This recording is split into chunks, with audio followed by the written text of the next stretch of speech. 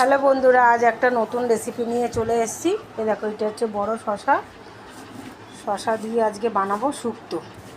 চলো দেখাচ্ছি। শশাটা কেটে নিলাম। আমি খালি কড়াইতে একটু জল দেবো, জল দিয়ে সিদ্ধ করে নেবো আগে শশাটা। জল দিলাম, একটু নুনও দিয়ে দেবো। এটা খুব এই গরমের জন্য ঠান্ডা খাবার, পেট খুব ঠান্ডা থাকে, কেন কোনো মশলা এর মধ্যে পড়ে না।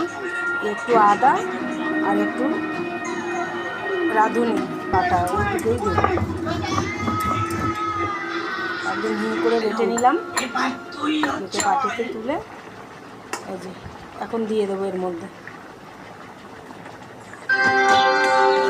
এটা খুব ভালো উপকার গরমের মধ্যে খাওয়া। দুধের মধ্যে 1 চামচ কর্নফ্লাওয়ার দিয়ে দিলাম। কর্নফ্লাওয়ার দিয়ে ভালো করে গুলে এর মধ্যে দিয়ে দিলাম সামান্য 2-3 দানা মিষ্টি আর 1 চামচ ঘি।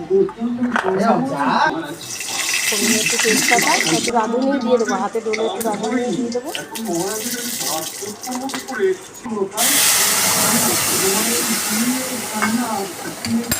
10 মিনিটেই রান্নাটা হয়ে যায়, খুব তাড়াতাড়ি হয়, খেতেও খুব সুস্বাদু হয়। রান্না করে খেয়ে দেখবে বন্ধুরা, নামানোর আগে একটু খেয়ে।